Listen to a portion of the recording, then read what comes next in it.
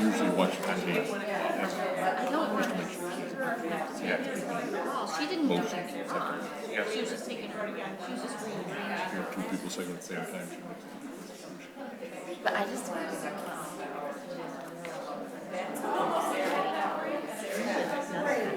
Board president. I didn't think that was. Yeah, I was like, and actually, it's really cool what she's doing.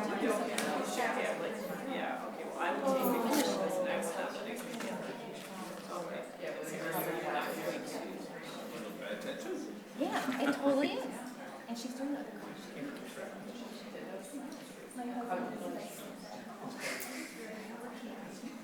So yeah, I wanted to say,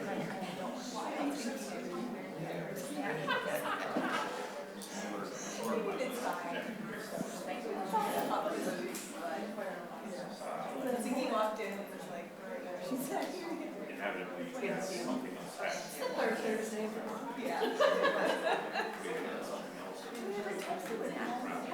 well, and I feel like it was.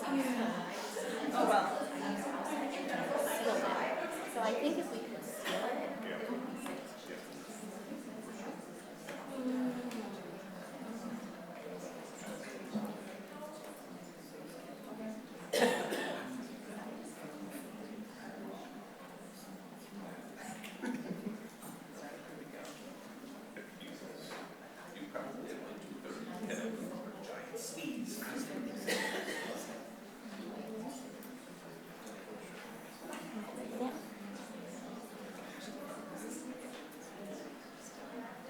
Hi, Rob.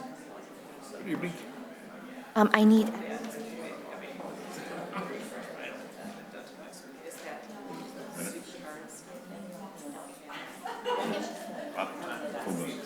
Unless you're looking at Jay, you're right. Brilliant.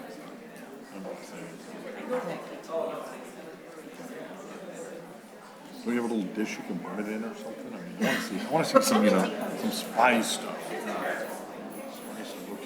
All right, we're going to let everyone get inside, and then we will start the meeting. Get everyone get settled. I know that we do need to kind of run through our recognitions a little bit quickly because we have some prom attendees in the audience, and we want to make sure that they get to their prom on time.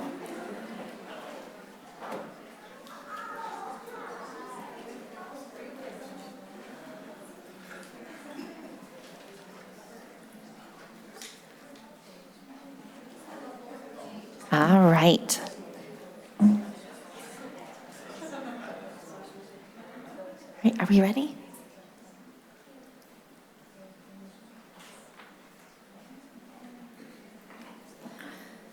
All right, the Board of Education meeting is called to order. Please stand for the Pledge of Allegiance.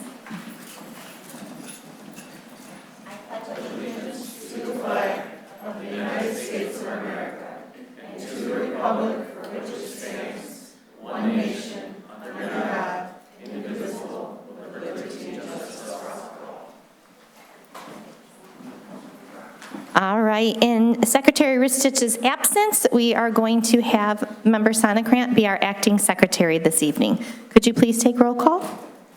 We are missing Vice President Torres, Secretary Ristich, and Trustee McGregor. All right, we're going to move on to the approval of the agenda. Unless there are objections, the agenda will be approved as presented. Are we good? All right. And next up is our celebration of learning with Assistant Superintendent Wolf. He's making his way down to the podium. And with my assistant as well. Yes.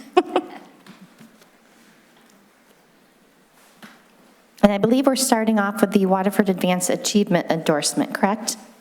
That is correct. Good evening, everyone. I'm very excited for the opportunity to acknowledge some wonderful students today. After the Waterford Advanced Achievement Endorsement, we'll be honoring students with the seal of biliteracy. But first up is the WAAE. And this is a program for students who are academically advanced, and there are seniors that we'll be recognizing.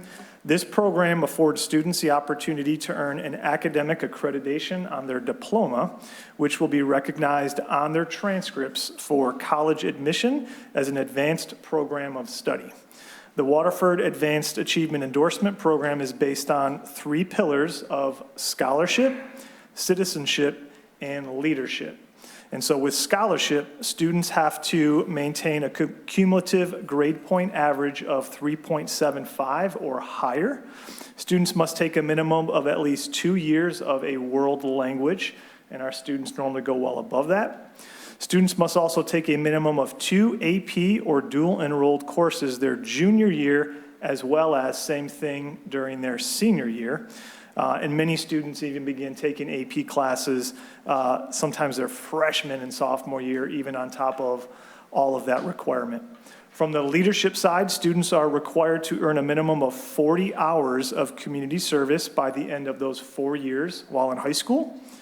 With citizenship, students in this program are expected to behave as role models for their peers and refrain from having any behavioral infractions or problems at the school.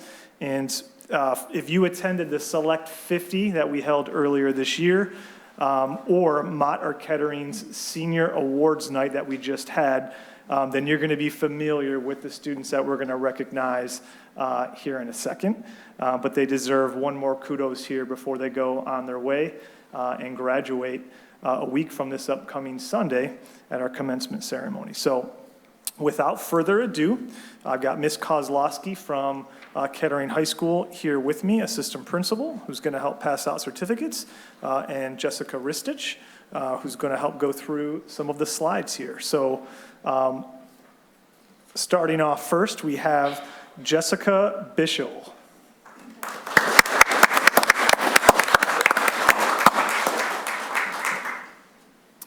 Katerina Davida.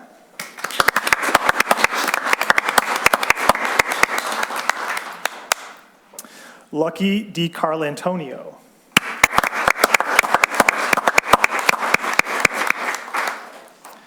Ava Felker.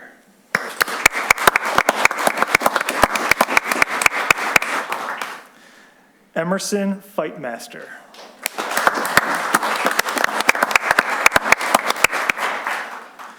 Amanda Garcia.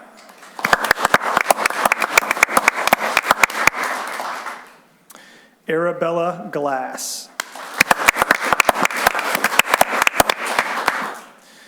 Delaney Hawes.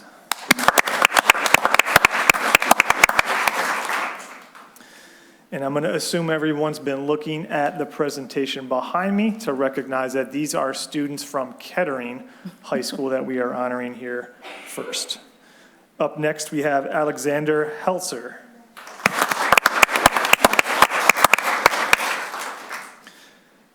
Ava Holland.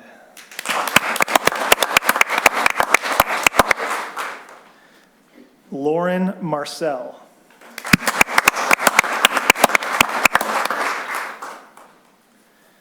Bailey McLean.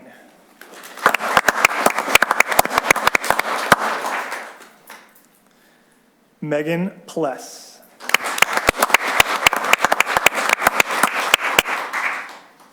Maya Seibel.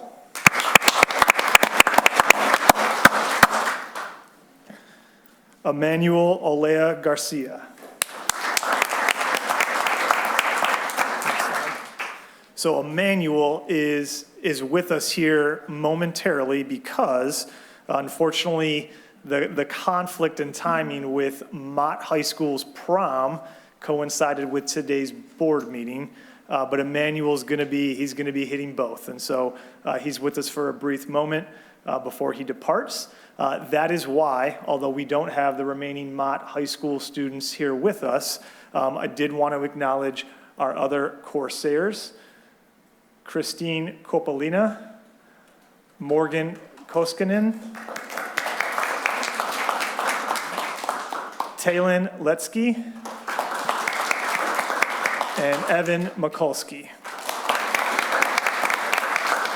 So congratulations to our students for all their hard work and effort. These are our students who best represent all of the things that we put in place here in the Waterford School District, and I would say are our most well-rounded and outstanding students. So one more round of applause for our students. If all of you could come down here for a really quick photograph in front of the board table, that would be amazing. Just be careful coming down the ramp for those of you with heels on.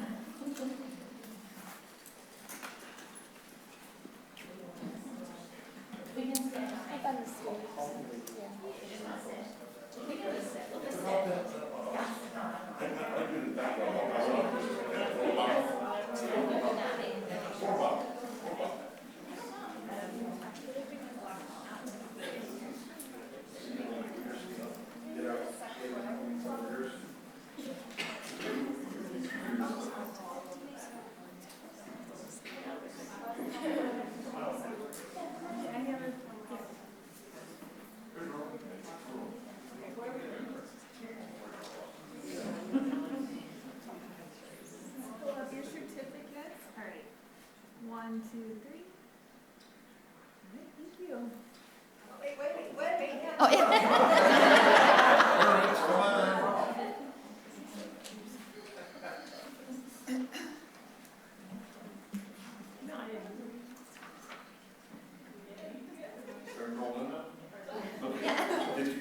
All right, congratulations to all of you.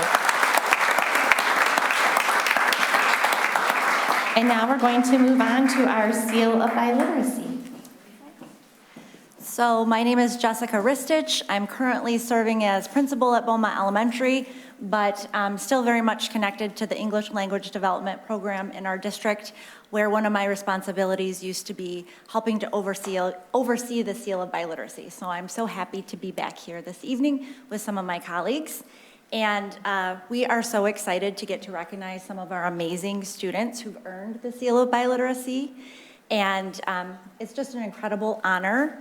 This award represents a deep commitment to students learning languages. So all of the students that we're going to recognize tonight have demonstrated advanced proficiency in not one, but two, and sometimes more languages. So it's really, really exciting.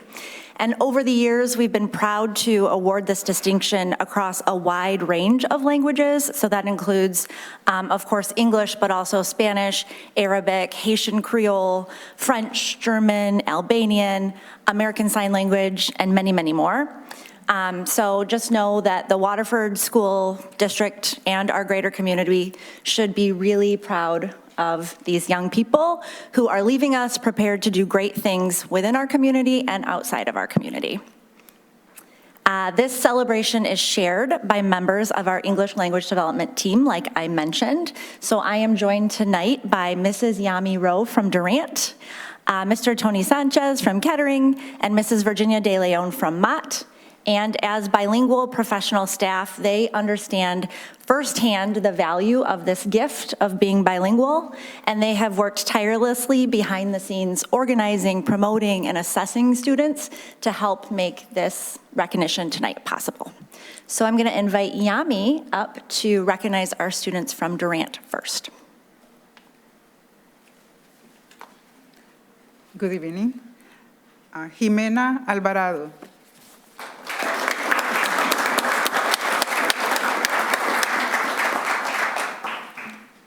Luis Rodriguez Vidal.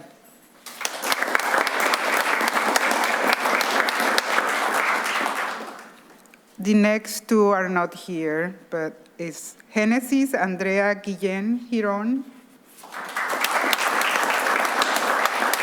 and Sara Diana Llamas Sanchez. Hector Garcia and Iman Nassim. And next we have Tony Sanchez from Kettering. Unfortunately, our category students were not able to attend today, but I'm going to still say their name to recognize this great accomplishment from them. So it's Jonathan Aguilar, Javi Frias Garcia, Francesca Ocando, and finally, Robert Rapson. Okay, and last but not least, to represent Mott, Mrs. Virginia De Leon. Good evening. Diego Alvarado. Dayanara Bielman. Emmanuel Olea Garcia. The rest of the students are in here, and they are Shadi Al-Shomali, Alexandra Bautista, Catherine Bernabé, Marisol Bernabé, Lucía Castillo Martínez, Jacqueline Chávez Ordúñez, Tatiana Estrada, Félix Flores Nieves, Emily García, Vanessa García, Brian García Ramírez, Yadira Rubí García Yáñez, Yasmín Macías Zúñiga, Manoa Matayas, Felipe Mireles, Jimena Partida Álvarez, Kisle Ramírez Mendoza, and Alexa Ruiz Jimenez. So we hope they're having fun at prom. We wish they were here, but we hope they're having fun at prom. And big congrats to all of you. Congratulations. All of you that are here, if you could please come down for a picture as well. We would really appreciate it if you want to head down. I know you need to get to prom for those of you that did come before heading off to prom. So we'll make a really quick photo.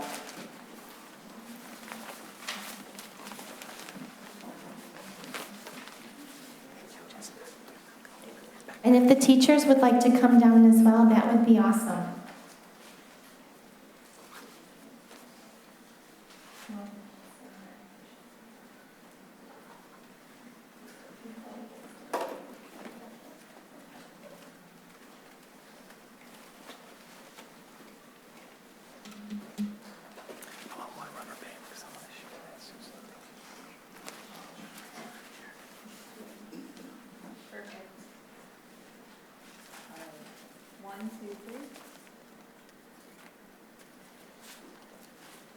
All right, parents, you can go ahead and get your shots too.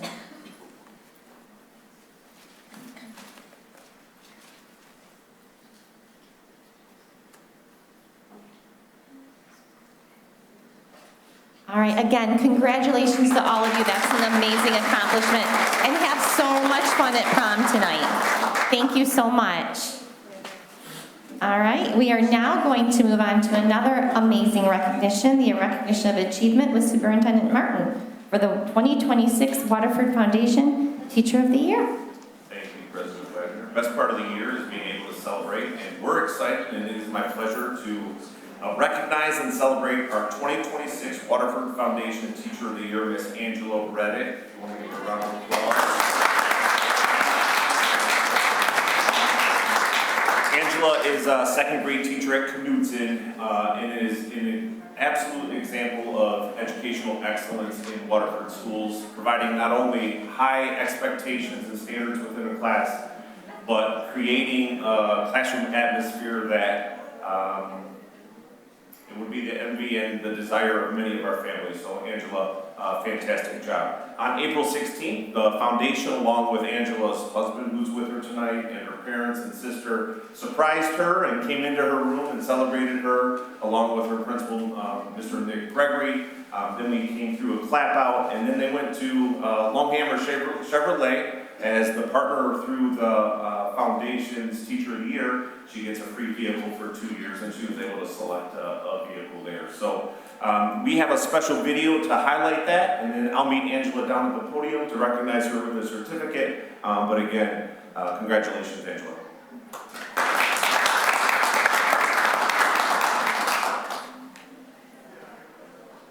Sarah, do we know the video? Well, I'll figure it out.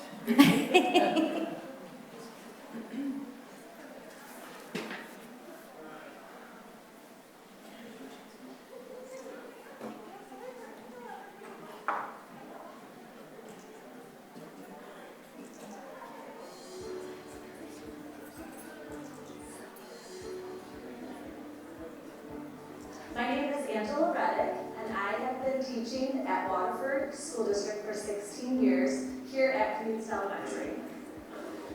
So, to start that morning, we were doing family meeting, and one of our students was going over the rules. And I wasn't looking at the door, and I heard him go, "That's unexpected." And out of the corner of my eye, I noticed the camera coming in, and then it all clicked. And I saw my mom, and then I saw my dad, and it really hit that, wow, this is happening, and I'm a teacher of the year this year. It's a big deal. You know what's going on? I am going to tell you, boys and girls, I don't know if you remember, there was a huge group of us here. Maybe, I don't know, 3 weeks ago, we came to see you learning, whatever. And we got to see Mrs. Reddick and 6 other amazing Waterford school teachers, elementary teachers. And Mrs. Reddick has been selected by the Waterford Foundation to be our Teacher of the Year.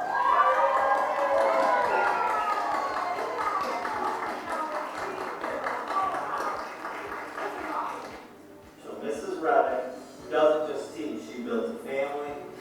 She helps give everyone a place where they're safe and excited for learning, and she's been doing this for years. So I think on behalf of hundreds of students and families, Mrs. Reddick is one of the representatives of what I think is the most important profession in the world, teaching. And there's so many good teachers, and today she's being honored because she's awesome, and you're part of that awesome, so thank you.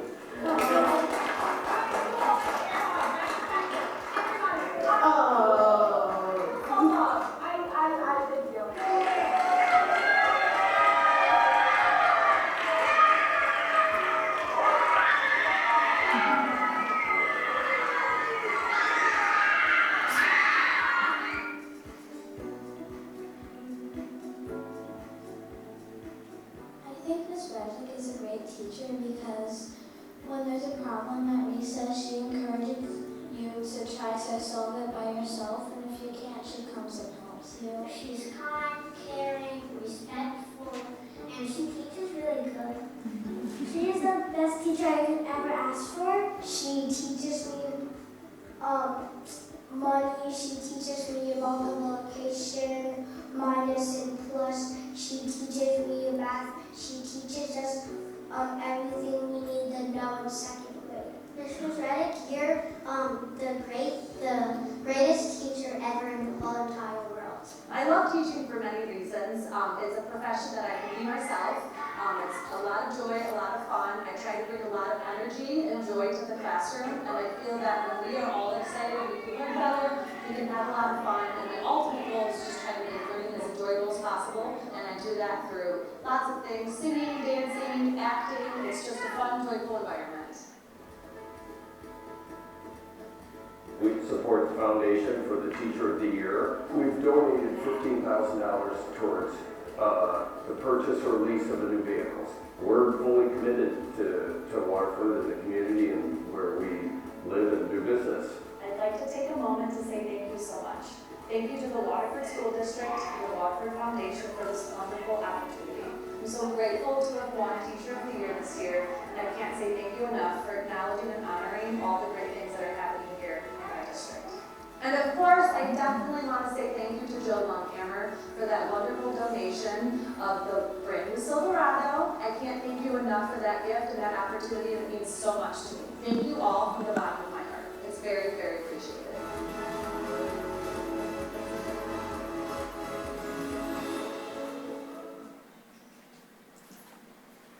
All right, so on behalf of the Board of Education, the Waterford Foundation, I would like to welcome Angela Reddick, our 2026 Teacher of the Year.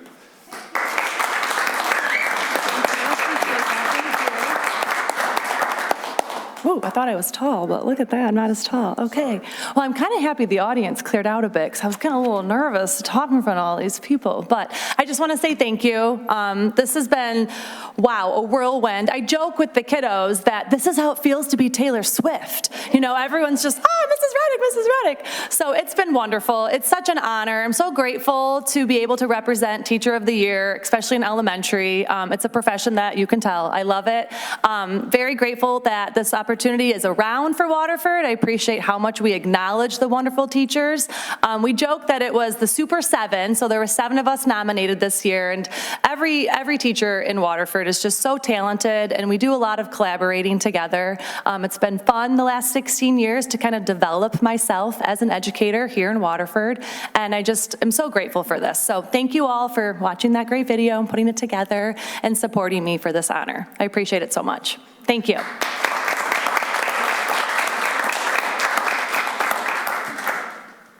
Well, we appreciate you very much, and it's definitely a well-deserved honor, and all the Super 7s. So you are exactly what our district deserves and needs, and you are such a wonderful representation of all that's good here. So thank you. Thank you so much. All right, colleagues, do you have any other comments? All right, well, congratulations again. Thank you. Thank you again. Oh, you are welcome. We are now going to move on. We will take public comments. We will now take public comments on action items. I don't have any green cards for action items, so we are going to move on to our consent agenda. Unless there are objections, the consent agenda will be approved as presented. We good? Good. All right. And now we are going to move on to information items.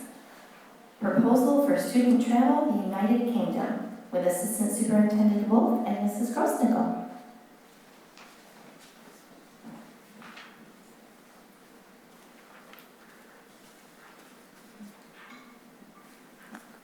All right, hello. Thank you so much for having me here tonight. I would like to propose a trip for 2028 to the United Kingdom for our Kettering students.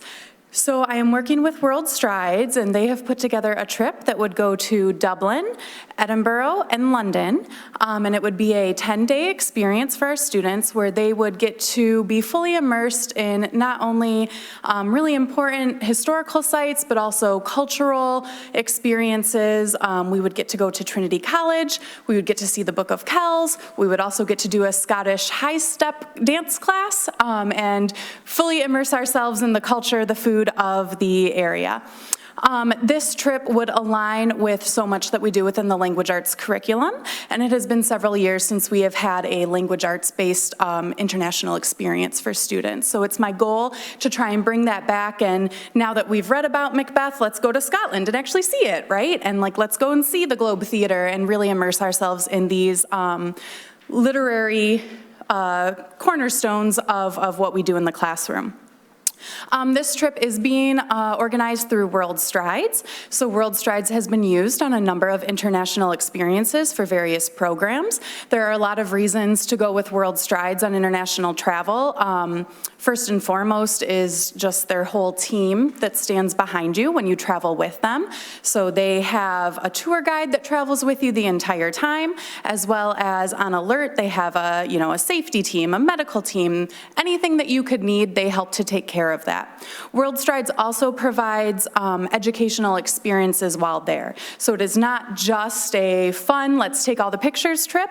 They do LEAP experiences, which are educational based. So students might do a little bit of learning while there and then have to present to their peers or engage in debates about who is the most influential figure. There's cooking class opportunities. So it really is a well-rounded educationally based trip. Working with World Strides, they have been able to offer a discount to our particular experience. So through September, they're able to offer an $800 discount to students who would like to travel, as well as they have a wide range of scholarships and other financial supports that are available for families that are interested in this.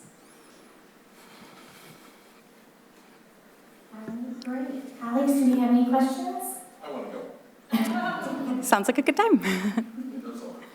I think it's a neat opportunity. Every chance they get. Because I wish they had more opportunities to fully embrace all of the cultures. But I guess we don't let them bring, so what the heck for that one. Maybe. But that's just me. Any other questions? How many students total will you be able to take? Like, how many students is this opened up to? As many that want to come? So this experience would be capped at 36, and it would be an experience that travels over the summer. So in doing some initial, putting some feelers out there to parents, doing some initial interest meetings, parents were, one, very appreciative of knowing about this so far in advance to provide those opportunities to raise the money, as well as to start thinking about, is this the right experience and the right fit for their student? All right, great. Well, thank you so much for bringing that to us. We appreciate it. All right, thank you. You're welcome. All right, we are now going to move on to Parent Square with Ms. Davis.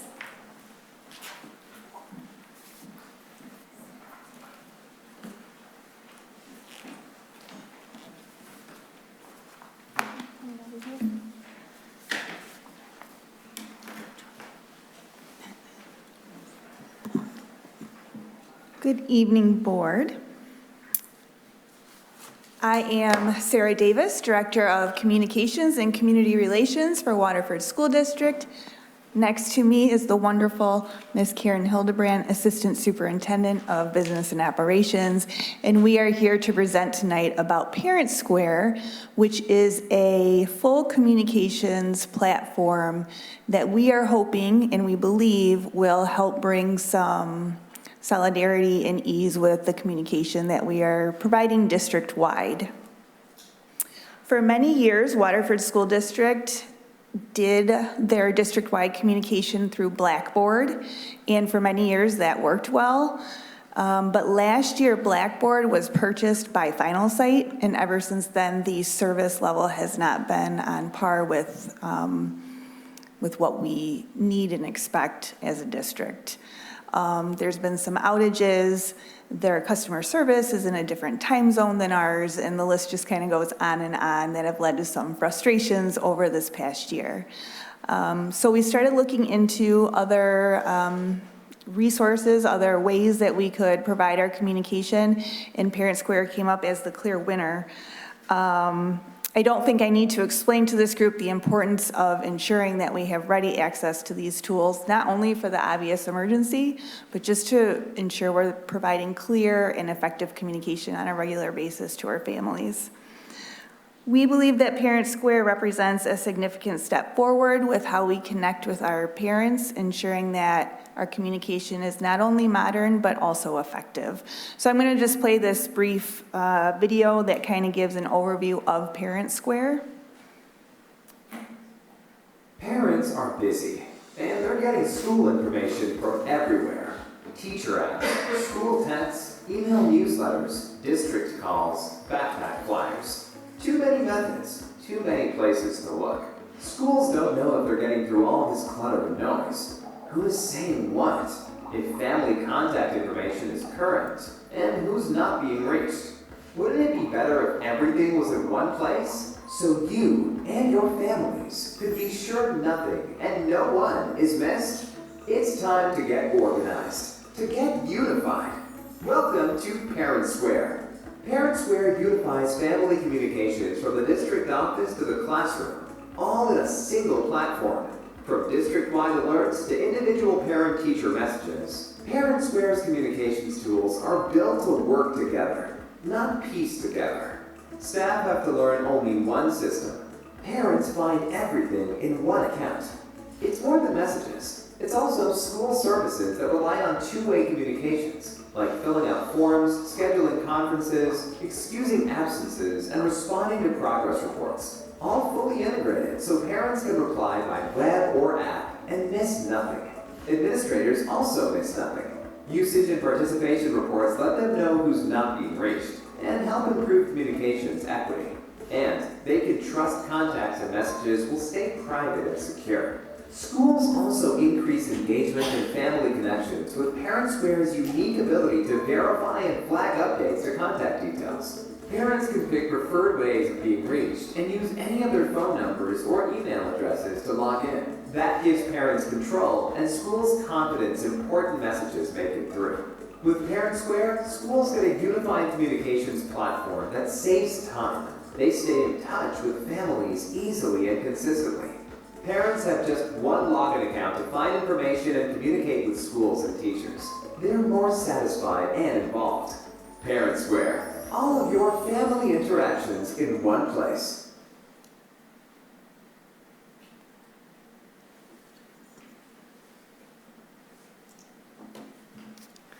So as the video said, it provides one secure location for all district and building level alerts, such as newsletters and announcements. It basically simplifies the experience for parents, and they can either access it through a web portal or they can download the Parent Square app, whichever they prefer. They are not required to download the app in order to access their messaging, but they certainly can if they want to. We also know that different families prefer different methods of communication. So President Wagner might want to receive a text, Trustee Donahue might want to get an email, and Superintendent Martin might want to check his app and see those notifications. And if we deliver those notifications or those communications in a way that people want to receive them and are able to receive them, our engagement should increase. And then lastly, also not mentioned in the video, but something that I find to be really important, is the platform has two-way translation capability. So it allows parents to automatically receive all district news in their preferred home language. This ensures we're reaching every family in an inclusive and equitable way. So we have implemented, or we're about to implement, a 2-year phase-in. Phase 1 for this upcoming school year, 26-27, we would utilize Parent Square strictly for high-level administrative communication. So principals and the superintendent's office would be using it to send out communication. The goal is that all building level alerts would be sent exclusively through Parent Square starting with the first day of this coming school year. Then in year 2, the 27-28 school year, we would expand the platform to include classroom level messaging for staff, so teachers to parents. Our team has already begun the preliminary work to ensure we're ready to hit the ground running. We have mapped out a data integration plan and a communications timeline, which I just talked about. And we would begin immediately by starting both a test group and providing training to immediately impacted staff. We are excited for this opportunity, and we really believe that Parent Square is the way to go, that this investment will ensure our families stay informed, engaged, and connected. I am here to answer any questions about the communication strategy, and Ms. Hildebrand is here for the financial piece. All right, colleagues, questions? Member Bertuccia? Again, the district-wide, so again, if there's a newsletter for all schools, it would show up on here. If it wasn't your school, it's not gonna be a big, busy screen where you're looking for field trip things. I mean, you're gonna have to scroll through things. It could be just directed towards your students. Right, so like, say you're a parent at Mason Middle School, your feed would be for Mason Middle School. Now there's a tab where you can see district news that is sent out as well. So you could, if you purposefully want to engage with that content, you can, but you can also customize it so that it's just the news you're interested in. Yes, yes. It makes sense. Just think, why would we do that? But what is the cost? Great segue. That's a wonderful thing, but. So, good evening, trustees. We are really pleased to have found this product for our families. It was troublesome this last year. And the pricing is actually through a competitive bid pricing through the REMC bid, which you've heard that terminology before. So we don't have to go out to bid for this. And because we're tapping in to this product through Wayne County RESA, we not only get the REMC pricing, which is a 3% discount, because of the volume of students that are covered, it's actually 10% discount. Our initial cost of this for the first year is approximately $34,000, Part of that is an onboarding cost, and then the recurring cost is just over $30,000 a year. Obviously, that will be subject to change based on any new pricing with any new bids that come out, but it's been relatively consistent. It integrates seamlessly with MyStar, which was one of our selling points. MyStar is our student information database, and so all the information that we have on our families with phone numbers, contact information, emails, et cetera, are stored within that, and it should provide a seamless communication for the families for this cost. You might wonder, what are we currently paying? For our current system, that's approximately $11,000 a year. So it is an increase, but the expansion of service and outreach that we should engage with this tool is well worth that additional fee. So is it capable, or will it replace MyStar? No, MyStar is the student information database. It's not intended to replace that. It's intended to coordinate with it, so that when there's like programs that were still 10,000 here, 20,000, but it sounds like it's 4 times better, and it's only 3 times as much. Is that a selling point? that is a selling point. 10% off, that's kind of like $50,000 worth of classroom furniture. What we're getting for $45,000, like, I have 2, but okay. Well, and when we had, this year, when we had outages that went on for a couple of days and we had messages to get out, that's what rose this particular search to the top. That isn't a good place for the district to be in if we need to communicate with our families, whether it's a transportation issue, a building issue, there's an emergency. We know that with social media, everything gets out there. That, oh, we saw ambulances at this school, or we saw a fire truck. We need to be able to communicate to our families and our stakeholders quickly, seamlessly, and accurately. Information is the #1 thing, so it's something we have to have. Just, we've looked at other programs that are similar to this then to replace what we have. Correct, and I know even some of our cabinet members have this in play with their students, with their schools. And so there was direct feedback on how that worked for them. So it wasn't just a cursory look. It really was that deep dive, looking for the right solution. And it's fairly easy to use. We can get staff to jump on board saying, yes, I want to do this so I can communicate easier. Yes. More efficiently. Yes. You're welcome. Any other questions? Member Donahue? Not a question, just a statement. We've used this for 2 years in the district that I'm at, and it has been a wonderful experience. Parent Square has been unbelievable with their customer service, and switching over was relatively easy. Again, Wayne County, MyStar, and it really does replace things. First year I'm hearing it's just going to be for the high level stuff, but the second year, when the teachers are sending out their individual weekly newsletters, SMORE, we believe all those costs go away that either individual teachers may be using or the individual building principals may be paying for their staff to do it. And it has been wonderful.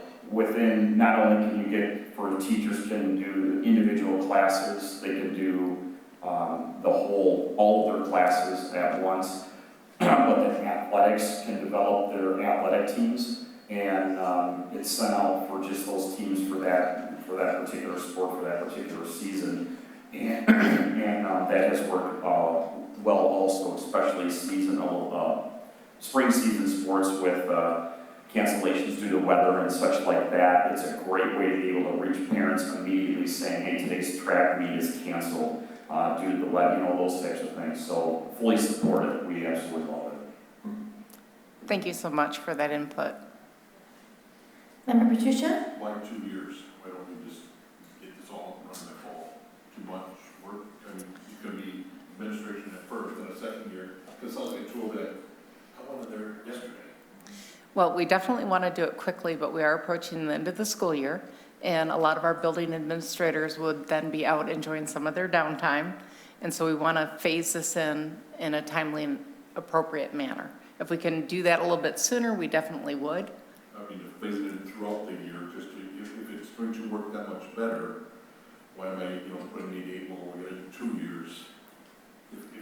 If it's available, I'm not opposed to that. As I was writing all of the communications, I thought, why aren't we doing this now, so, but I think part of it too is the teachers have so much on their plates and new things they're learning all the time, and so we want to make sure that It's used correctly. that we have the training and everything so that everyone feels supported and everyone can join with it being very, very easy. So I think if we feel that there's a push or most people are starting to use it anyway in the second year intention, I say, yeah, let's move forward with some of that a little bit sooner. I agree. Yes.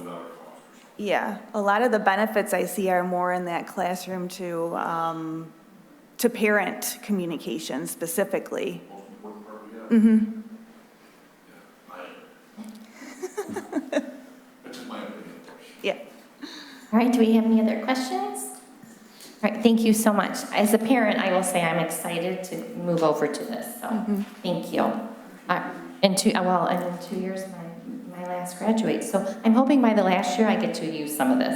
Yeah. But thank you. We appreciate it. You'll see it in the fall for sure. Okay. And in the second year, Rob, that's when all the other pieces, Trustee Donahue was talking about s'mores and class dojo, that's when we're gonna have the expectation that all of that is over to Parent Square, but certainly teachers will be able to hop into Parent Square starting this fall as well. Okay. It's just, to Ms. Davis's point, there's a lot of different pieces. We haven't even, at the administrative level or district level, started playing with it, so trying to lightly sprinkle that in. My guess is most teachers will be going to it because they know that it's coming. It'll be at their pace a little bit. Will we be getting that as board members also then? I mean, because, you know, if there's a sporting event that I plan to go to and we found out that it's canceled, I mean, just that all the district news, people don't always call the correct people. They sometimes call board members, hey, what's going on here? Yeah. Yeah, I mean, you're part of our data system. You have email addresses for the district. So yes, I would say you should be able to download the app and see the district news. I just want to call Pat.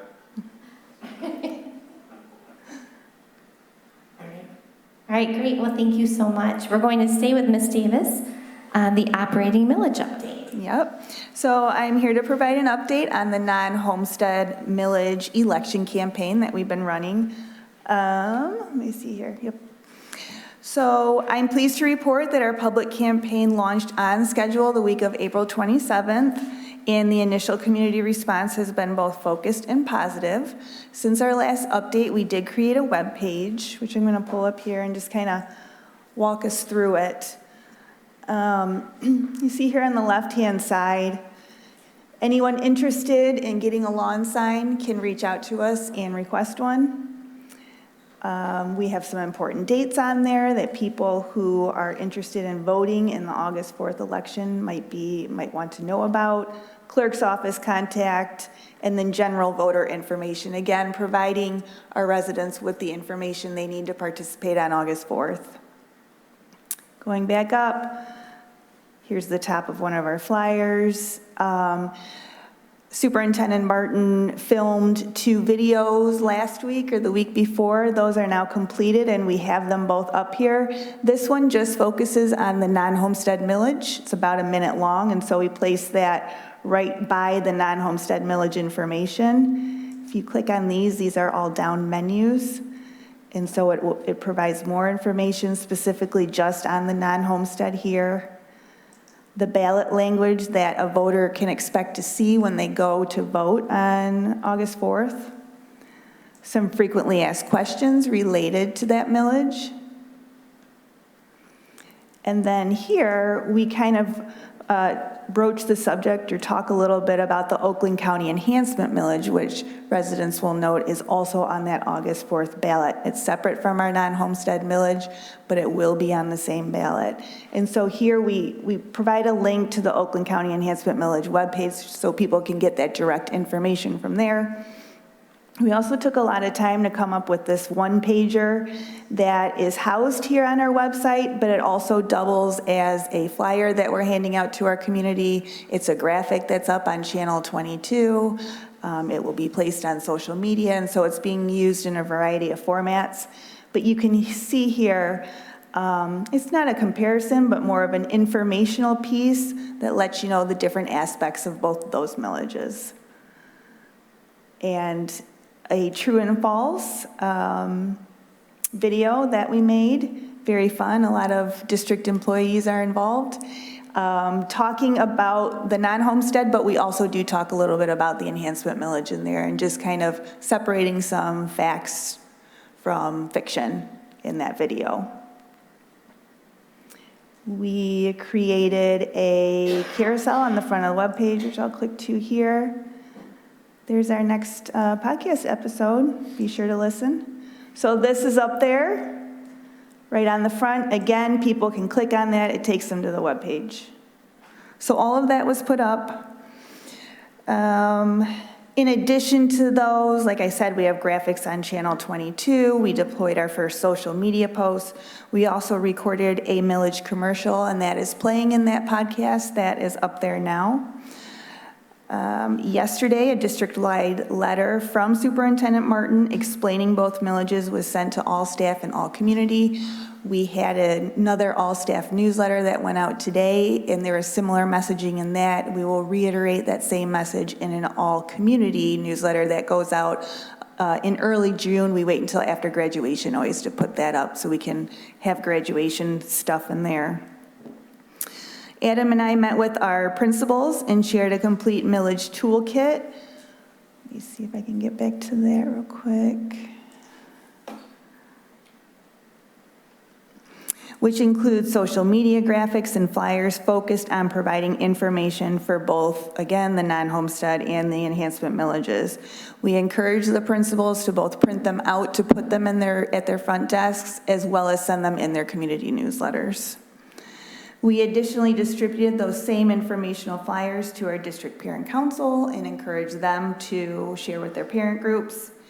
And in addition to meeting with the district parent council, we also had a booth at the annual Chamber Expo that was held 2 weeks ago. It was the same night as Cal. That's where I was.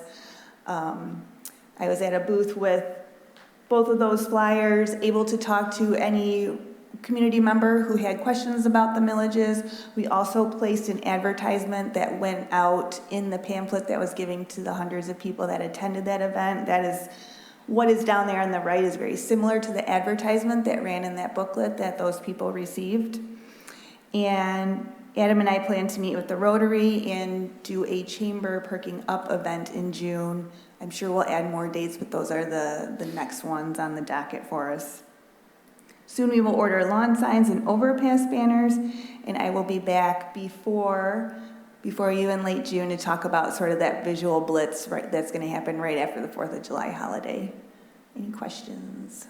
All right, colleagues, questions? Member Petrucia? I would like to thank you for including the other village and explaining that they're separate, that we have people that just know across the board usually. In this, I think, explained it very, very clearly. There's this one and there's this one, however you want to vote, but ours doesn't cost anything, it's just part of it's, I like it very much. Thank you. Yeah, no problem. It's important that people have all the information. Yep. We can put it on that new thing that we're going to get. Yeah. Yes. Right, any other questions or comments? Well, thank you. We always appreciate how thorough you are, and I think that will be amazing and a great tool for us to point people to as well. Yes. When they ask us, we can point them right to that website and the comparison. As Member Petrucia said, to be able to see the two and the difference between the two, I think that's critically important. Yep. Yeah, that's what we always encourage. If you're getting too in the weeds or you're not sure, just point them to the website, and that really should have all the information. And it links directly to the Enhancement Millage website as well, so they can really get all the information they need on there.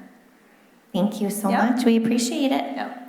All right, we're going to move on now with Superintendent Hildebrandt for the athletic trainer RFP. Yep, that was removed. It was? It's not removed on mine. Sorry. That's okay. All right, so now we're going to move to Ms. Kutchie with the elementary classroom Chromebook. It's so funny. It's not on the agenda, but it's on, just for the listening public, it is on mine. So I read exactly what I'm handed.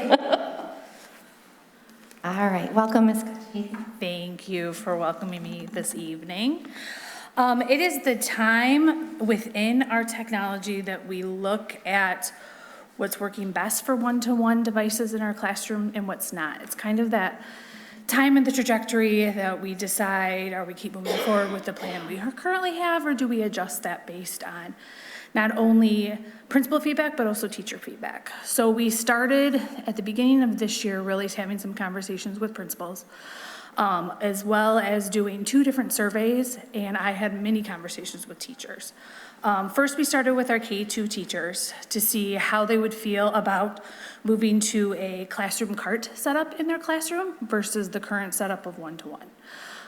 Then, based on that feedback, which was overwhelmingly with 80%, 80+%, I think it was 82, identifying that they would really like to go to a classroom Chromebook setup, and we'll go into the why in a second. So then we as a team talked about, okay, maybe we should survey our 3rd through 5th grade teachers. We actually surveyed up to 8th, but looking in particularly today, we're talking about K-5. And the same thing, over 70% identified they would like to go to this. One reason for that is, obviously, we've heard a lot about this, it's the use of technology, it's the use of devices, what's meaningful, what's impactful, and how can we move our students forward. We know sometimes for our families, it is tricky at night, right? Like your son or daughter has baseball or soccer practice, and then you're making sure the Chromebook is charged, and it might not get plugged in, so when it gets to school, it's uncharged. Well, then it's not usable for the day, for even those small activities that they might have in a classroom. And we hear that from parents, we've heard that for a while. So we really looked at what was meaningful and impactful. So we are looking to move to a classroom cart setup in our K-5 building starting next fall. The crux to that is some are really used to those big, huge, cumbersome carts. So we really wanted to look at it from a framework of, is there a new innovative cart setup that is, one, open and cost effective? So we looked at some different manufacturers, we looked through the REMC catalog, what's available, what's not, had some demos brought in to see what this looks like, and we were thrilled to discover the one that we're bringing forward as information, which is called the Elevate Air. It is an open cart, which means it doesn't have those big doors, so like especially for our K-2 kids, they're just gonna be able to pull that, almost like a library book, right off the cart. They don't involve the charging block either, which is a cost savings to us, because every single device needs a charging block. These do not. These charge on a USB-C, which is a very small wire that connects to the cart. We obviously will have a couple charging blocks in each classroom should they need them for any purpose, but this allows for teachers to make sure every night they're plugged in, they're charged, they're ready to go. The other piece that we know with longevity with Chromebooks, and this sounds, I know, silly, but when they're charged all night long, that battery lasts longer. So we also see this as a pretty substantial cost-saving measure, because this will allow our, especially at our elementary level, our Chromebooks to last another 1 to 2 years further than they're currently projected to. And they could last longer than that, but we know 1 to 2 is that sweet spot. I've been in conversations with a lot of people across the state. This is a move that a lot of people are looking to make, one, for a cost perspective, but also for looking at what is meaningful and impactful for our students. So with that, this is just information, but we would be next board meeting coming forward with a recommendation to award to Bloom. Bloom is the one vendor who is REMC contracted for this manufacturer. That's why there's only the one. REMC, like Mrs. Hildebrandt shared, is the cooperative bid that we work through a lot for the technology pieces. You hear me say that acronym probably more than you like. But we really want to utilize that. We have confirmed with them, with the June timeline, we will have these in place by the time school starts. All right, colleagues, do we have questions or comments in regards to the charging carts? In regards? What's gonna happen? How much does it cost? Yeah. So they're $273,200. I will add, they come in the teal and white Waterford district colors by default, believe it or not, so it's kind of meant to be. But that is actually substantially, I don't want to say cheaper, but when you're looking at the bigger carts, that are the bulky, they take up a lot of space, those would cost us close to $500,000. So these are also better, and they also come with a better warranty, and they're cheaper. I know they're expensive, they're not cheap, but the other thing is they will stay for a while. So this is not an investment that you will not see me coming back in 2 to 3 years to ask for this investment. These will stay. Me? Yeah, because you say you're going to come back. Well, not for this particular item for elementary. The cart itself comes with a lifetime warranty. The charging block itself that hooks up that USB-C that I talked about comes with a 2-year warranty. And then the charging cords themselves come with a 1 year. The cord, the teacher would be in charge of basically plugging them in? Teachers and students, which they are now. They plug in their charging block, which those cords get all twisted and everything. This would eliminate that factor. Approximately, how many are we talking? 160. For $250,000. Yes. It is paid, I know, it is, and it is planned in bond. So we kind of plan that we planned one of 2 ways. One, we would keep the trajectory we were going, or one, we would switch. So this money was allocated within the tech side of bond. Or the equipment, so we plan on buying this, but we have money in. Correct. We had planned for either which route. Okay, thank you. You're welcome. Member Donahue? And just to be clear for everyone who's listening in the audience, these are just the carts. They don't include the Chromebooks with it. Correct. But this will help eliminate, so the Chromebooks, instead of going home where we know they get more damage, get lost, there's more issues, more need to replace, they'll be staying in district, in-house, charging there, and not going home with the elementary students anymore. Absolutely. Which is what will help the charging and not going home, the longevity piece, so we can keep our Chromebooks longer and not have to replace them sooner. Absolutely.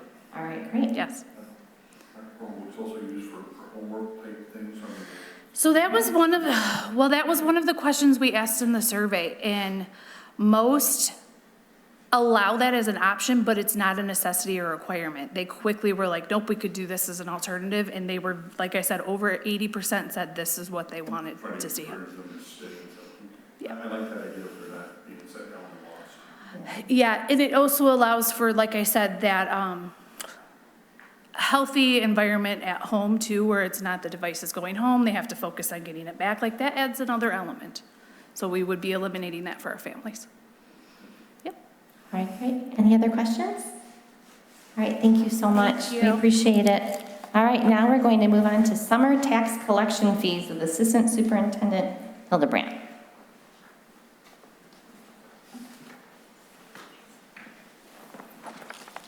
Good evening again, trustees. We are putting in front of you tonight the informational item for the summer tax collection fees. What this is for is we levy all of our non-homestead and debt taxes with the summer. In order to do this, we pay fees for that. That then brings those proceeds in a little bit quicker, faster, so we can have that operating money as we await for the state aid payment that comes first on October 20th of each fiscal year. So that's the why. One of the changes this year, Waterford Township, we were locked into they go in a 3-year cycle. This current year was the last year of that 3-year cycle. So there was a pricing increase. Obviously postage has increased, production of the mailing has increased. So our total cost this year with Waterford Township, the primary, is $112,000, but once again, it brings in that proceed for us. So on our homestead millage, the non-homestead, I'm sorry, that brings in that $16 to $17 million with that July levy, which means we get it early on, and that helps us with paying our teachers, starting up for the fiscal year along those lines. So that really is the only change. The other districts, White Lake applies a fee to each one of their properties, an administrative fee. That's why there's no cost to us for that. They just apply a fee equitably to each one of their property owners, and you can see the various fees. So we'll be seeking action on this at the next meeting, and I will engage with any questions you might have. All right, colleagues, do we have any questions? Member Member Petruccia, are you sure? Okay. There was just a big news story, you know, rural, Rochester. They just had, they were complaining about the fees. They went back and forth, and I don't know, you wouldn't know what they were like, but we've got along with Waterford. It's part of doing business, it's a cost. I'm presuming there's about 30,000 lots or something, because it's about a $30,000 increase at that dollar, so. Cost of everything has gone up. It has, and the option is if we didn't do this, if we didn't go for that summer tax levy and we split it, we wouldn't have that revenue this quickly, which then that would impact our cash flow. So it's, do you pay this in lieu of paying like maybe a borrowing expense or something else? You might remember years ago when we borrowed from the state aid fund for cash flow. By doing this, we avoid that. And again, I know we did that for a year, probably 10, 11,000, and $250,000, $300,000 a year. Correct. But we have since gotten a little bit of a fund balance. We have. Have we looked at possibly not going this route of? So I have looked at that. The unintended impact as a resident or as a business, you're accustomed to getting your tax bill and paying that. So the bills come out in July, they're due by September 15th, you're accustomed to that. If we didn't do this, then that would be split between that July and December. So you might think if that bill went down in July, if you weren't in the know to understand that we weren't doing that summer tax collection fee, you're gonna get hit with a bigger bill in December. And so that's the unintended consequence. I worry about the risk of that to all of our residents and businesses. We don't want them to know that. No. It's only this much. They know what they're paying, but let's say that a home sells, someone new buys it. They get that July bill, they look at all past history and they think, oh, this is my only bill, and then all of a sudden they get that December levy and it's more. You might say, well, Karen, if we levy it in July, what are we gonna do with this non-homestead? We're able to levy that differential once it's approved in August. We can do that on the December bill. And that would go to the businesses, but it wouldn't have an impact on our primary residents. Information, it's all good, it's just, don't rock the boat. Well, and if we get to the point where it's upside down and it's not value added, or if we get to the point where we have the reserves, we don't need to do this, then we need to work on a communication plan to keep everyone informed to avoid the unintended consequence. You've looked at it, that's, Thank you. You're welcome. All right, any other comments or questions? Thank you so much.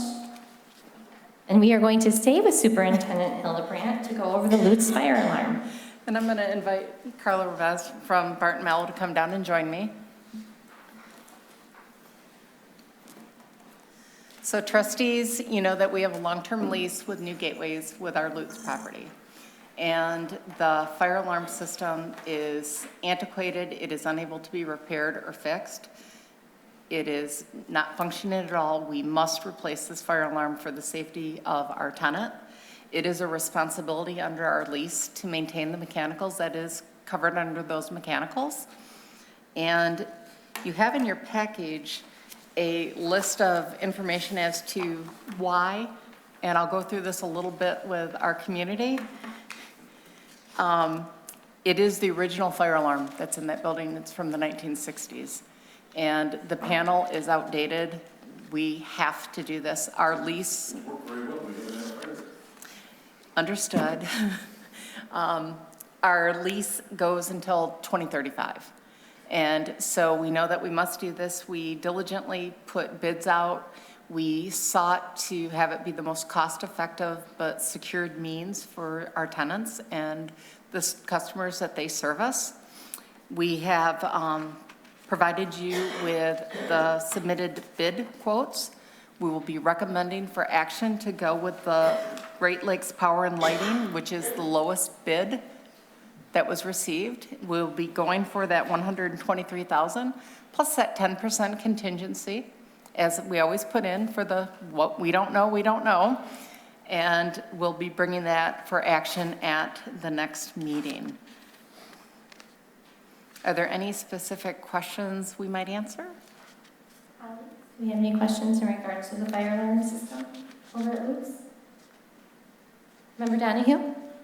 I was just taking on the bid tabulation sheet here. These are the ones that, the companies that did bid for it. Correct. I'm really surprised IQ didn't. I mean, they're right down on Scott Lake Road. They're literally down from Mott. And, I mean, that just surprises me that a hometown company didn't. They're, okay, all right. And I was kind of going through the FAQs on this, and this is something we have to do. Yes. The system the current system is working, but it just, we can't add on to it. Why are we, where are we at with this? Help me understand this, why we need to replace where we're currently at. Just, I need clarity on this. Do you want to take that, girl? So what I'll say is, when a device goes down or has gone down, it cannot be, if it gets replaced, it will not function properly. It won't connect to the panel as it is right now. Smoke alarm or So, fire yes. alarm in the ceiling, someplace in the building, needs to be replaced. The new ones won't connect back to the panel. That one that we replaced will not connect to the panel, so it won't function, basically. Okay, understood. All right, thank you. Any other questions? Member Petrucia? We've just, have we replaced all of these fire alarms in the other buildings? Are we in the process of that? I know we were doing the alarms and lights and all the other types of things that We've has that been done? Several of them have. I believe every building has a new functioning. The alarms that are being tested right now, Kettering is brand new. That's brand new. And the alarms that are currently being tested are related to our operational protocols for the state police, for do we need to go to lockdown, or, you know, those different codes. Last year, I believe it was, we were changing all the fire alarms to update them because they wouldn't connect, they didn't work. It's a similar problem in the other buildings. All the elementaries. Just pile them up and, hey, here's a new one, it will connect. Okay, it's too late for that, that's what I want. Yeah, Rob, unfortunately, we can't do that. But no, all of our instructional buildings, I know the elementaries were all done. I believe that was the bond before last. You might recall at the committee of the whole meeting, I believe it was 2 meetings ago, when I did where we were at with all the bonded projects and what we had completed, the fire alarms were included in that, and we had completed all those. Some of those were with the 2016 bond. Some of the components may have been purchased with some of the ESSER funds, and now we're finishing up now. But Lutz, we have to address. We talked about it, and again, 2 months ago, 5 years, I'm not real sure of the timeline, so I don't really remember. Have we used this Great Lakes power line before on any projects? They have been part of the they did do some work in 2016 bond at Kettering and Mott. They've worked in several school districts. They've been in business over 20 years, so Bart Mallow has worked with them. And is this call it a basic system, but I know some of them we put in the other schools, we have lights for emergencies and the different colors. Is that what's going in here, or is it a basic?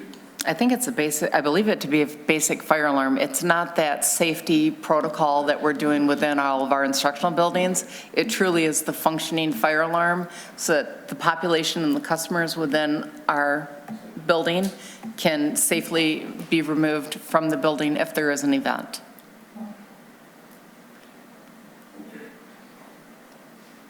And I apologize, I was trying to find it, and you may have said this, and that was a lot of information. Is it part of, are we using bond dollars? Yes. That's what I wanted to clarify. So this will be part of the 2020 bond dollars? Correct. For us to cover the cost of it. All right. Do we have any other questions or comments? All right, thank you so much. And now we are going to stay again with Assistant Superintendent Hildebrand to go over the International Academy budget. So in front of you tonight, you have the annual information on the IA-OKMA budget. The IA-OKMA campus is for the International Baccalaureate program. We have approximately 30 students that participate at that campus. We, according to our cooperative agreement, pay 110% of our foundation allowance for our kiddos to participate within this program. And they annually have to provide us with their budget. They've provided it. They are reducing 2 positions with this upcoming budget, which will bring their fund balance just under 5%. They operate a bit differently as a cooperative program than what we do. They don't have the overhead costs. They don't need to carry a 15% or 10% fund balance, but they do need to have some fund balance reserves to associate and operate with cash flow. It is a cooperative program involving 11 to 12 different school districts with kiddos coming in, staff from those 11 or 12 different districts as employed. We currently don't have any Waterford school district staff there. A few years ago we did, but not currently. And they have proposed their budget, so we are providing this tonight as information to you, and then we'll be coming at the next full board meeting for the action item for approval.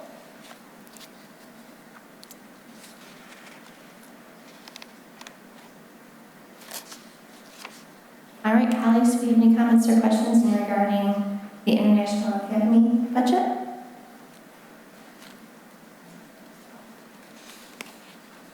Member Donahue? Do you know how many students we have this year? We have, let me find us, we have 30 students and they're planning 30 again for this upcoming year. Okay. And we're paying 110% of our FTE rate for it. Why is that? Why the extra 10%? That was just the original agreement. I can't speak to when this was drafted back in the late 90s, early 2000s as to that thought process. I know it's looking at that full cost structure. There were times, and I can speak just from my tenure at Bloomfield Hills because that is the financial. So you set this up? I did not set it up. I was not there in the 90s. Okay. That's the extra 10, yeah. Okay. No. But what has happened is it was originally built and structured to handle a population of 600 kiddos. And the population has declined just like every other district. And so for many years, it went actually below the foundation allowance. But since the population, there were times when I was at Bloomfield, that count got as high as like 647 kiddos. And the blended deposit, so to speak, for tuition was running at like 89%, 92%. So it's not always been this way, but over the last, I want to say 8 years, it's been capped off at that 10%. It cannot go greater than the 10%. And then the fiscal agent has to work to say, how might we contain the cost, which is part of the reason for the reduction of 2 full-time equivalents this upcoming year. They're doing it through attrition. I don't know what positions they are, but that's how they balanced it out. If you look at the operating results for the current year, they were operating at a deficit, and they're turning that around to try to restore that 5% fund balance. And do we have to supply teachers for that? We don't have to. The model was created because of all the different districts having different salary scales. It was created to try to manage that blend, as well as a blend of different support within the instructional staff. And so you might have 4 or 5 teachers from Rochester, 4 or 5 teachers from Bloomfield, 3 or 4 from Birmingham, a couple from Avondale, and it provided a different perspective as well as that blend of that salary scale. You're welcome. All right, do you have any other comments or questions? And you said this would be coming on as an action item? At the next full board meeting. In June, okay. All right, are we good? Okay, we're going to move on. We are moving over to our acting secretary with new business. With Member Seneca.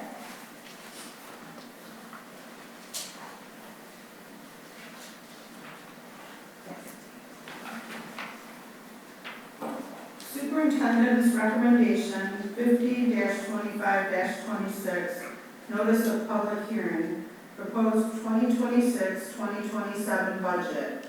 It is recommended that the Board of Education approve the newspaper notice of public hearing on proposed 2026-2027 budget.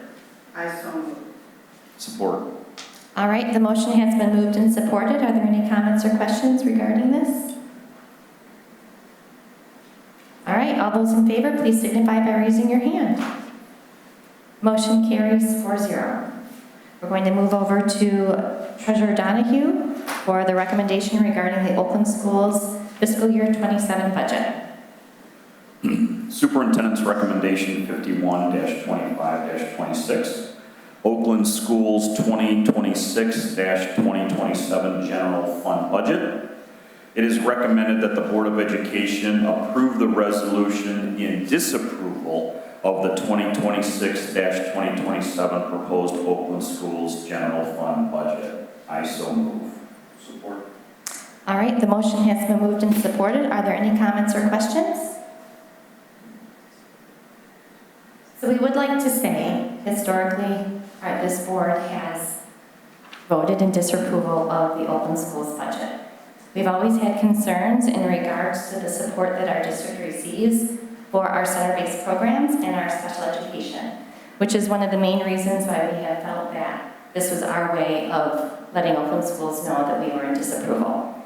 We also are looking forward to having conversations with both the Oakland Schools Board and their superintendent, because we'd like to get to a place where we can understand, we feel heard, we feel supported, and we can come to understanding in regards to the center-based programs.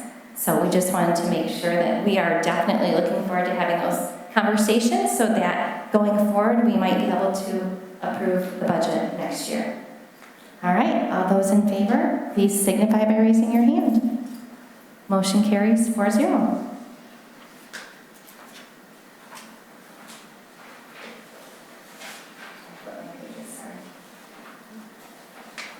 We are going to stay with Secretary Sunland. Superintendent's recommendation 52-25-26, administrative appointment.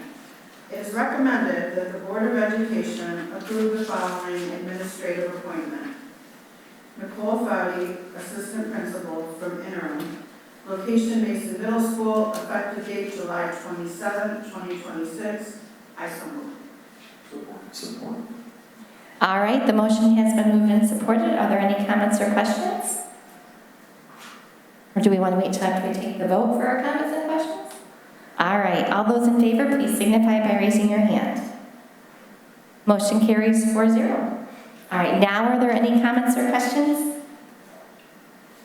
Member Donahue? Nicole, congratulations. So we'll officially welcome in as a full-on administrator. So proud and happy to have you on board. Thank you. Yes, we are definitely excited to have you on officially instead of interim. So congratulations. We're looking forward to seeing you more here and hearing about all of your experiences over at Mason. And I know that that community has welcomed you with open arms, and I'm excited for you and for our kids. Anyone else? All right, thank you so much. And now we are going to move on to public comment on non-action items. I do not have any green cards. Just making sure no one wanted to move their way up to the podium. All right, great. Now we're going to move on to our Board of Education reports. Are there any board reports? Member Donahue? I just wanted to say I had the opportunity to go to the Michigan Association of School Boards Spring Institute on a Friday and Saturday, and took 5 different classes and to get my financial certification, so I know what Karen's talking about. And but no, it was a really interesting weekend. I'm spending with other board members from around the state, and in addition to everything that we learned, financially about audits and things along those lines. Just having the conversations with other school board members from other districts to see what they're going through, what they're doing. So it was very nice to be a part of that. So thanks for the opportunity. Well, awesome. I think we forgot to ask Nicole to come to the podium, so we're going to back it up, and we are going to give her a chance to speak at the podium. My apologies. No, You're just that's running through our meeting. It's okay. Sorry, I did write everything down because I want to make sure I didn't forget anything. Plus, it is spring in the middle school, so it's a lot going on. So I just want to sincerely thank all of you for the confidence and trust you placed in me by appointing me as the assistant principal at Mason Middle School. It's been an honor to serve in the interim role over the past couple of months, and I'm really grateful for the opportunity to continue to support our students, staff, and families in this position. I want to make sure that I thank all the staff and families that have welcomed me and worked alongside me, as well as I'm excited to continue that strong relationship that I've built with the staff and the students and the families.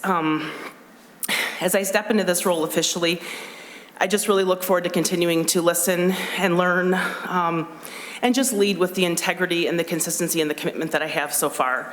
My compassion and my goal is just to continue to support the academic excellence as well as the social emotional learning and growth of every child. I want to help the staff to continue to feel empowered and supported in all of their work. So just thank you again for this opportunity, and I'm just excited for what lies ahead as I continue to serve, the students and staff at Mason. So thank you.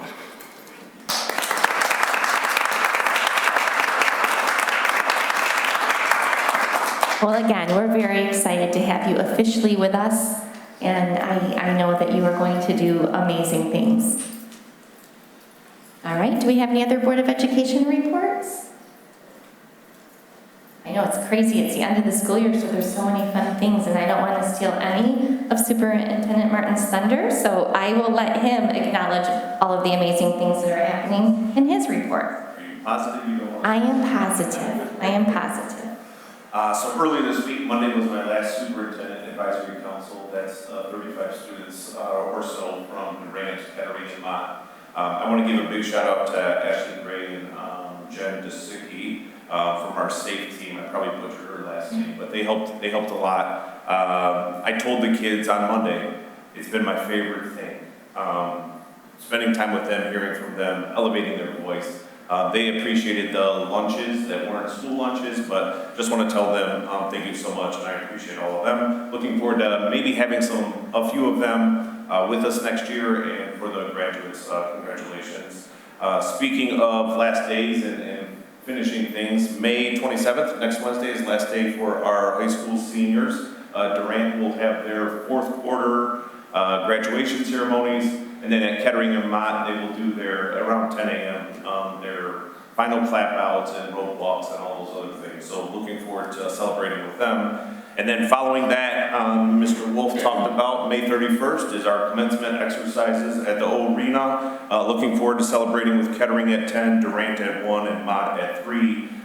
Congratulations to all the graduates, and really congratulations to the parents and all the educators who have had a role in the students getting here. It is a 13-year journey, and while students are celebrated, there's a lot of other people who also should have a lot of pride for the work that they've done. Trustee Donahue talked about spring sports. I don't want to forget those. We have a lot of athletes that are closing out their season, and weather really makes that spring season a hustle to get to the end. I know we have teams in districts, we have kids that have qualified for states, so just want to say congratulations for all of our student athletes, and for those that are still competing, we wish you the best and know that you'll represent Waterford well. I don't know how many wake-ups there are still left. I haven't started counting, but June 5th is the last day. I know kids and teachers especially, and maybe some others in here are inside clapping their hands and know that date. And happy Memorial Day to everyone. Right? So while we're out there celebrating and enjoying time with families, hopefully spending some time pondering about why we're celebrating Memorial Day. Those who have gone on before us and dedicated their lives, given their lives to ensure that we have liberty and the freedoms that we often take for granted. So happy Memorial Day to everybody. And then last thing, public comment last meeting, we had some individuals talk about our libraries not being open. I just want to clarify, all of our libraries are open. Our elementary libraries are, they've been open with a model for the last 10 years or so. Most of them 3 days, some of them 2 days. Our secondary buildings, kids are able to come in and check out, and we do have technicians stopping in and shelving things. So we want to make sure kids are reading and our libraries are open for business whenever they need it. So thank you. All right, well, everyone, seeing no further business, this meeting is adjourned. Thank you, everyone. Have a great weekend. Be safe if you're traveling.